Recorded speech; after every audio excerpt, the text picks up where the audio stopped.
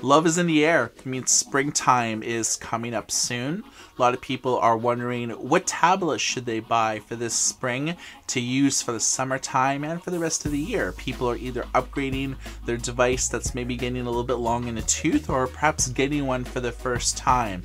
Today we're going to look at the top tablets that are either out now or will soon be available.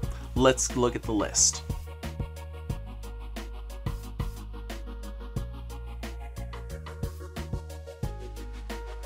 The first device that's garnering a lot of excitement is the USTab, and this is a company that is new, started by former Nokia executives, and it was a Kickstarter success. They asked for a few $100,000 and they got millions. The exciting aspect about this tablet is the fact that it's running Sailfish, which makes this tablet somewhat unique in a world full of Android and iOS, and to a lesser degree Windows tablets. It's going to be available in May for $299.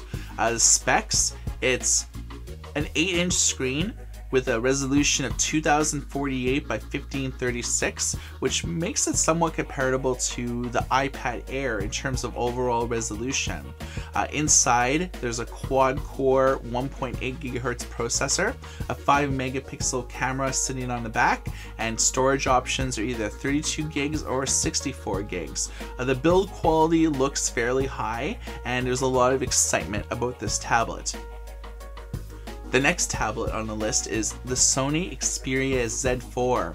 Sony's been releasing tablets for a number of years, but their first few generations had a very unique build quality, to say the least. A lot of angular curves. It didn't really look like anything else on the market, and it didn't really sell too well.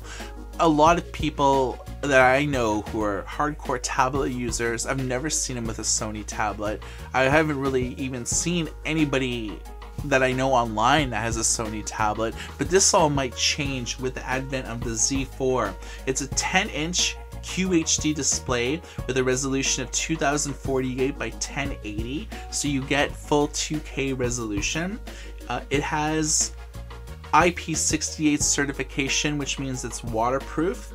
It has a 64-bit octa-core Snapdragon 810 processor, 32 gigs of internal storage, 8 megapixel main camera, and 5 megapixel front shooter. It also has support for an LTE SIM card.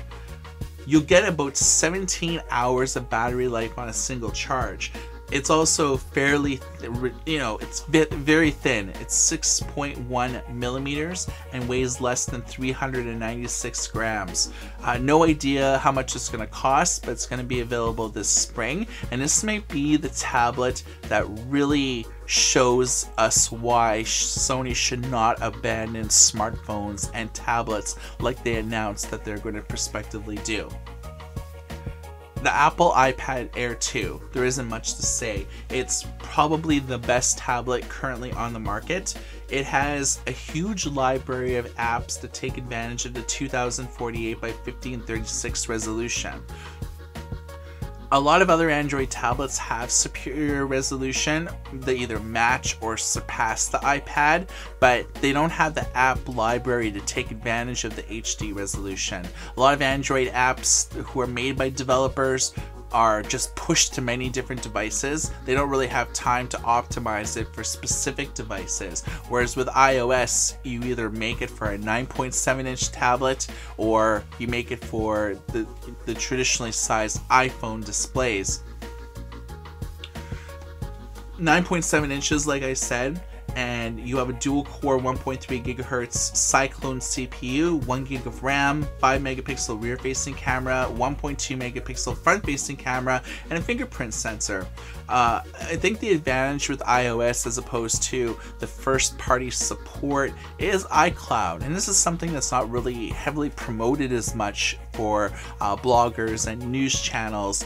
But I really like it because if you have an older device and you're switching up to a more modern one, all of your settings, all of your apps, all of your email accounts, calendars, everything's all preserved because it's stored in the cloud. It makes upgrading to a new device ridiculously easy. Where I know a lot of people who upgrade from, say, BlackBerry to Apple, and there's a lot of craziness with importing your contents, getting everything set up properly. It's a nightmare. So if you are invested in the Apple ecosystem and you have maybe an older iPad, the Air 2 is something that you should strongly consider.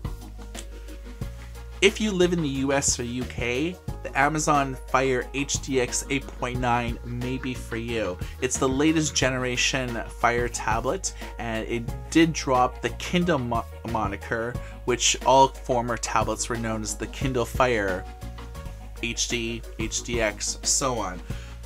Amazon has a world-class ecosystem. They do a lot of original content now for television shows. They have a huge streaming library, video content. They have probably the best audiobook ecosystem in the world, and as well as ebook store. It's really hard to compete with Amazon, but the ecosystem itself is only really relevant if you live in the US or UK, because all the content's available. If you live in Canada like we do, or in international markets such as Australia, New Zealand, or Japan, you really can't buy any television shows, you can't rent any movies, but you can buy other content such as ebooks, audiobooks, and so on. It's 8.9 inches. The resolution is 2560 by 1600 at 339 ppi. It has dynamic light control, which changes the white balance of the pages in reading mode to make it look more like paper. It has a Qualcomm Snapdragon 805 chip, which is top of the line. It staggers 2.5 gigahertz with a quad-core processor, 2 gigs of RAM. I think what I really like about this is the sound quality. Amazon Kindle HDX 8.9 has the best sound on any tablet currently on the market via the Dolby Atmos surround sound technology. Its retail price enters at $379, and it came out in late 2012. One of the last tablets on the list is the MediaPad X2 by Huawei. It's a 7-inch display. Resolution is 1920 by 1200, and the screen actually covers more than 80% of the device front, which means that the bezel along the top, the sides, and the bottom is ridiculously small. So it's very much akin to the new Samsung Galaxy Edge in a respect that the screen covers the majority of the surface area. Underneath the hood is an octa-core 64-bit processor clocked in at 2 gigahertz. There's a 13 megapixel camera on the back, and it hosts a dedicated ISP chip, which is said to generally improve the low light performance of the camera's sensor. Most tablets have a fairly poor front-facing camera. They invest heavily on the back one, but this actually has a front-facing 5 megapixel camera. It's going to be available in 2 versions, one with 2 gigs of RAM and 3 gigs of RAM, as well as expanded storage. It'll have dual SIMs as well as support for LTE. There's no price yet, but we do know that it's coming out in early spring. Industry analysts are saying that it's going to run anywhere between $199 and $250. So these are our recommendations of the top tablets of the spring of 2015. Drop a comment below. Let us know exactly what you thought about our list, and if we've made any glaring omissions. If there was something that you wanted to add to the list, what would you add and the reasons why? Drop a comment below. For Good eReader News, my name is Michael. Everyone, have a lovely day.